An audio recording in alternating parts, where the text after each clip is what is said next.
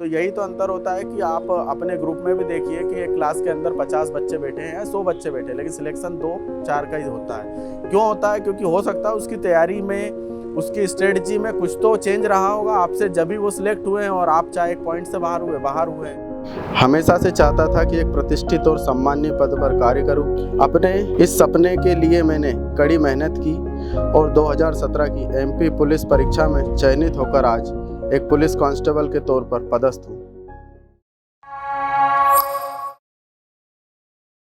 स्वागत है आप सभी का एमपी परीक्षा के ऑफिशियल यूट्यूब चैनल पर। मैं सोम प्रताप तोमर एक बार फिर से आपके सामने आया हूं। एक चयनित अभ्यर्थी राजेश बैरागी, जो कि 2017 में जिन्होंने सिलेक्शन लिया था, आज वो अपने सिलेक्शन का अनुभव आप सभी के साथ शेयर करेंगे। सबसे पहले तो आपको एमपी परीक्षा परिवार की तरफ से बहुत बहुत शुभकामनाएं।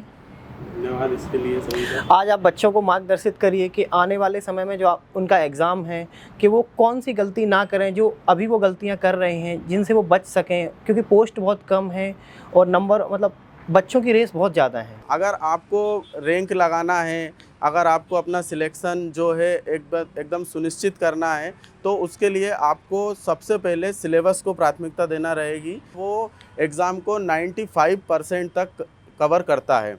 वो बात अलग है कि कुछ क्वेश्चंस जो अधिकतर बच्चों की कंप्लेंट रहती है आउट ऑफ सिलेबस थे, वो आउट ऑफ सिलेबस ना होते हुए उसी एक सिलेबस का इनडायरेक्टली कह सकते हैं पार्ट होता है। तो मैं यही सलाह देना चाहूँगा आप सभी को कि आप सबसे पहले सिलेबस को फॉलो करें। जो सब्जेक्ट में जो कंटेंट होते हैं वो आपको प्रीवियस ईयर के पेपर उठा करके देखना रहेंगे। बच्चों का सबसे बड़ा सवाल रहता है कि वो कितने घंटे पढ़ाई करें।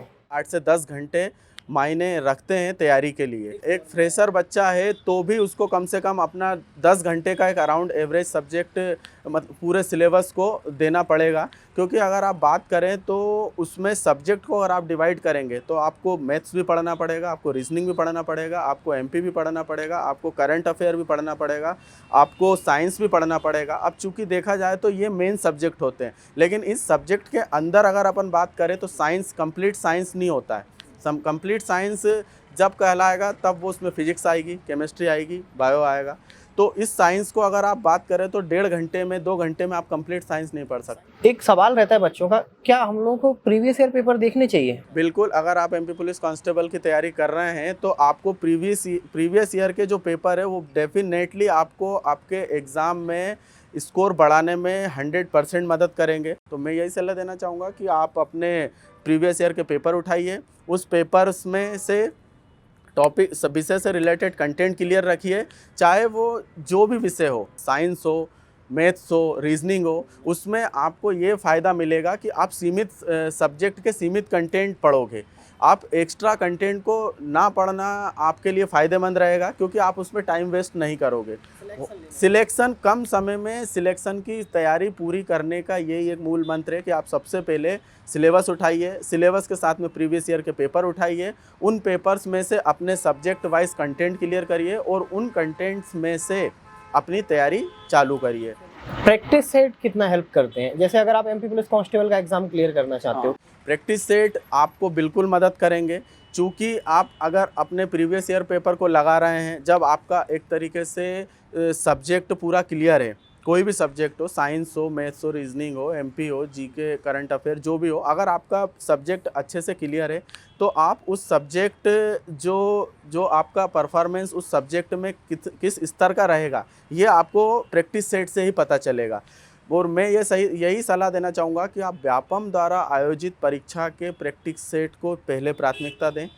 अदर प्रैक्टिस सेट आपको मार्केट में ऑनलाइन प्लेटफॉर्म के भी देखने को मिलेंगे, ऑफलाइन इंस्टीट्यूट के भी आपको प्रैक्टिस सेट मार्केट में अवेलेबल हो जाएंगे, या टेस्ट सीरीज़ जिसको बोलते हैं संडे टू संडे इंस्टीट्यूट में, और ऑनलाइन प्लेटफॉर्म पे तो डेली आपको प्रोवाइड करवा सकते हैं तो वो आपको देने का उसका बेनिफिट आपको यह मिलेगा कि आपके द्वारा जो छोटी छोटी गलतियां होती है एग्ज़ाम में, वो आप अभी सुधार सकते हो। विषय से संबंधित 1 लाइन फैक्ट आपको टॉपिक से संबंधित जितने ज़्यादा से ज़्यादा मिल जाए, आप उसको अच्छे से रीड आउट करें। अगर आपने सब्जेक्ट को अच्छे से नहीं पढ़ा है या सब्जेक्ट पे आपका कमांड बराबर नहीं है और अगर आप प्रैक्टिस सेट देने बैठ गए तो हो सकता है कि आप उससे डिमोटिवेट भी हो जाओगे। लेकिन आप उसे प्लस वे में भी तो ले जा सकते हो, पॉजिटिव वे हाँ, में कि और हाँ हम लोग यहाँ पर अपने इस सब्जेक्ट पता चल रहा है कि हम लोगों को कहाँ मेहनत की जरूरत है। आपको इसीलिए मैं बोल रहा हूँ कि आप अपने जो है प्रैक्टिस सेट को तभी लगाइए जब आप अपने सब्जेक्ट में थोड़ा सा अच्छे से स्टडी कर चुके हो। एटलीस्ट सब्जेक्ट का 60 से 70% अगर आपने पढ़ा है तो ही आप प्रैक्टिस सेट पे ध्यान दीजिए। जैसे अगर हम व्यापम के प्रीवियस ईयर क्वेश्चन लगाएंगे तो क्या क्वेश्चन रिपीट होंगे वहाँ से? बिल्कुल, आपको लेटेस्ट एग्जाम से क्वेश्चन रिपीट होने के चांसेस बनते हैं 90%। अगर हम सब्जेक्ट वाइज बात करें तो मैथ्स में कितना पोर्शन रिपीट होता होगा? मैक्सिमम कम से कम 3 से 4 क्वेश्चन देखने को रिपीट मिलेंगे। As it is option change हो सकता है, क्वेश्चन वही रहेगा। और कभी कभी तो ये होता है कि सुबह की शिफ्ट का पेपर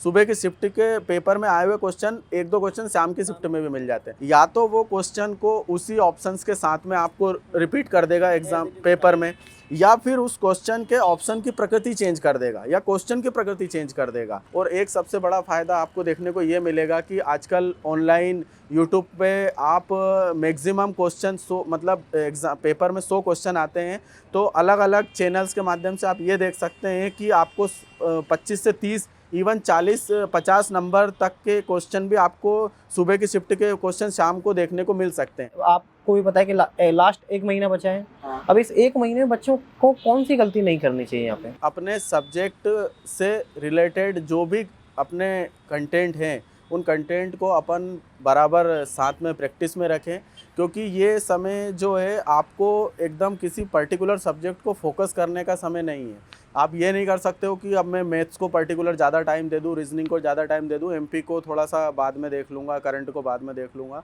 तो बाद में का परिणाम आप ये भुगत सकते हो कि आप उस समय की जो हड़बड़ाहट है, समय का जो एक दायरा होता है वो कम हो जाता है। 2 से 4 दिन में आप सोच के चलते हो कि मैं कर लूँगा, लेकिन किसी चीज़ को याद करना और याद रखना एक अलग मैटर होता है और किसी चीज़ को सॉल्व करना एट प्रेजेंट में वो एक अलग चीज़ होती है। वैकेंसी आपके टाइम पे 14,000 थी, जैसे आपने पटवारी का बताया वहाँ 9,500 थी, लेकिन इस बार तो वैकेंसी ही 4,000 है। हाँ, तो अधिकतर एग्ज़ाम्स में ये होता है कि फॉर्म संख्या मायने नहीं रखती है। मायने ये रखता है कि उस एग्ज़ाम के अंदर तैयारी करने वाले कितने बच्चे बैठे हैं। अब फॉर्म तो कोई भी व्यक्ति भर सकता है, सबको आज़ादी है। जो उस स्तर का जो है अपना एजुकेशन स्तर जिसके पास है 10वीं जो क्वालिफाई करा हुआ है वो फॉर्म भरेगा, उसको आप रोक नहीं सकते हो। इसका मतलब ये नहीं होता है कि पर्टिकुलर आप उस चीज़ को अपना हुआ बना के अपने दिमाग में सेट कर ले कि 10 लाख फॉर्म है, 12 लाख फॉर्म है, एग्ज़ाम कैसे निकलेगा। आप ये देखिए कि उस 10 से 12 लाख फॉर्म के अंदर कितने लोग तैयारी कर रहे हैं और उस तैयारी करने वालों में भी आपकी तैयारी जो है वो किस स्तर की है। तैयारी सभी लोग करते हैं। जनरली मैं भी पिछले लंबे समय से एग्ज़ाम्स की तैयारी कर रहा था, लेकिन मेरी कुछ गलतियां रही होगी तभी मैं समय से सिलेक्ट नहीं हो पाया था। मेरे साथ के लोग समय से सिलेक्ट हो गए। तो यही तो अंतर होता है कि आप अपने ग्रुप में भी देखिए कि एक क्लास के अंदर 50 बच्चे बैठे हैं या 100 बच्चे बैठे हैं, लेकिन सिलेक्शन 2-4 का ही होता है। क्यों होता है? क्योंकि हो सकता है उसकी तैयारी में, उसकी स्ट्रेटजी में कुछ तो चेंज रहा होगा आपसे जब भी वो सिलेक्ट हुए हैं और आप चाहे एक पॉइंट से बाहर हुए हैं।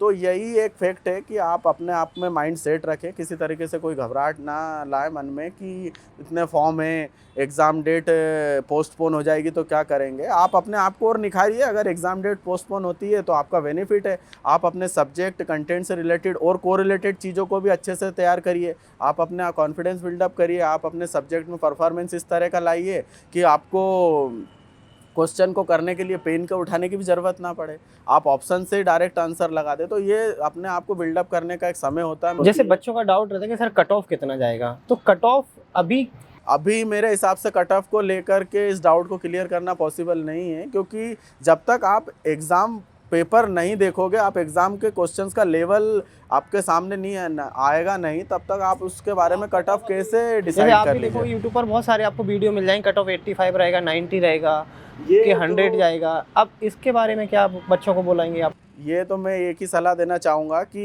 यहाँ पर वही बात है कि हर व्यक्ति को स्वतंत्रता है अपने विचार व्यक्त करने की। आप कट ऑफ इस तरीके से, मैं तो यही बोलूँगा कि कट ऑफ डिसाइड अभी नहीं कर सकते हो आप अपने आप में ये बताइए कि अगर आपसे आपकी तैयारी है, आप एक स्टूडेंट हो और आप अपनी तैयारी जारी रख रहे हो, और अगर आपसे प्रश्नों का स्तर जो है कि 10वीं 12वीं की अपेक्षा जो है कि स्नातक स्तर के अगर आपसे प्रश्न पूछ लिए जाते हैं तो आप अपने परफॉर्मेंस में डाउन होंगे, ये स्वाभाविक बात है। फिर भी एक मिनिमम मतलब एक सेफ मिनिमम एवरेज यही रहेगा मेरे हिसाब से, जो अभी तक चलता आ रहा है 70 नंबर 75 नंबर का जो दायरा है, ये क्रॉस होना ही चाहिए। एक सेफ जोन जो है, सेफ जोन आपका 80 प्लस सेफ जोन कहलाता है। अगर आप जनरल ओबीसी कैटेगरी से बिलोंग कर रहे हैं तो आपका 80, लड़कों के लिए बात कर रहा हूँ कि 80 प्लस का जो है मिनिमम, ये सेफ जोन है। इसमें आप निश्चिंत होकर के अपनी फिजिकल की तैयारी करिए, आपको किसी तरीके से कोई डाउट देखने को नहीं मिलेगा। लेकिन बात वही है घूम फिर कर कि इस चीज़ को आप तब डिसाइड करोगे जब आपके सामने पेपर आएगा। हो सकता है आपके पेपर का स्तर और लो हो जाए पिछले जो एग्ज़ाम हुए उसकी अपेक्षा, तो कट ऑफ आप 80 की जगह 90 भी घोषित कर सकते हो। लेकिन अगर पेपर का जो है क्वेश्चन का स्तर बढ़ जाता है तो आपको कट ऑफ जो है कम देखने को मिलेगा। बच्चों का एक डाउट रहता है कि एमपी पुलिस में, जैसे एमपी पुलिस के आप किसी भी स्टेट की अगर पुलिस में सिलेक्शन लेना चाहते हैं तो वहाँ के 3 ही फॉर्म रहते हैं आपका। सबसे पहला फॉर्म रहेगा आपका रिटर्न, सेकंड आपका फिजिकल, देन आपका मेडिकल। ठीक है, अब रिटर्न की तो हम लोगों ने बात कर ली, कैसी क्या स्ट्रेटेजी रहनी चाहिए। अब फिजिकल के लिए बच्चों को क्या करना चाहिए? अगर आप इस चीज़ को माइंड में सेट कर चुके हो कि एग्ज़ाम मेरा जो भी होगा, जैसा भी होगा, मैं उसको क्रैक करने के लिए एबल हूँ, तो ही आपको फिजिकल की तैयारी करना चाहिए। रिटर्न एग्ज़ाम को क्वालिफाई करोगे तभी तो आप जो है कि फिजिकल एग्ज़ाम के लिए बुलाए जाओगे। फिर भी रिटर्न के बाद हम लोग 2 महीने अगर हम लोगों को टाइम मिलता है तो आराम से इजीली निकाला जा सकता है। लास्ट ईयर भी जो था कि हमें 2 महीने का समय मिला था, तो इसलिए आप 2 महीने में अपनी तैयारी कर सकते हैं या नहीं कर सकते। तो इसके लिए आपको ऐसा लगता है कि मुझे 2 महीने का समय कम लगेगा, तो आप जनरली अपना फिजिकल जो है थोड़ा बहुत वर्कआउट करिए। लेकिन अगर आप ज़रूरत से ज़्यादा फिजिकल को समय देंगे तो मैं ये मानता हूँ कि आप फिर पढ़ाई में कम समय देंगे, क्योंकि फिजिकल के बाद में आपको बॉडी को रिलैक्स करने के लिए पर्याप्त नींद की आवश्यकता होती है, पर्याप्त डाइट की आवश्यकता होती है। और अगर आप ज़्यादा मात्रा में नींद लोगे, ज़्यादा मात्रा में डाइट लोगे, तो आप फिर एग्ज़ाम की तैयारी कैसे करोगे। इसलिए रिटर्न पे फोकस करिए। रिटर्न अगर आपका एकदम डेम श्योर होता है, मैं सेफ़ जोन की बात कर रहा हूँ, अगर आप सेफ़ जोन में जाते हैं तो आप बढ़िया दिन भर अच्छे से अपने जो है कि डाइट मेंटेन करिए, फिर नींद लीजिए पर्याप्त, और उसके साथ में फिजिकल की अच्छी तैयारी करिए। अब इस इंटरव्यू के अंतिम पड़ाव में आप बच्चों को लास्ट में क्या संदेश देना चाहोगे? मेरा सभी परीक्षार्थियों के लिए यही संदेश रहेगा कि आप सबसे पहले तो निश्चिंत होकर के अपनी तैयारी जारी रखें। किसी भी तरह की अफवाहों में ध्यान ना दें, चाहे वो एग्ज़ाम डेट बढ़ने से रिलेटेड हो, फॉर्म की संख्या से रिलेटेड हो, उस पर ध्यान बिल्कुल ना दें। अपनी तैयारी को जारी रखें, अपने विषय से जो है कि जुड़े रहें, किसी भी विषय से दूरी ना बनाएं, और अपने जो है गोल पर पूरी तरीके से फोकस रखें। निश्चित रूप से आप सफलता प्राप्त करोगे।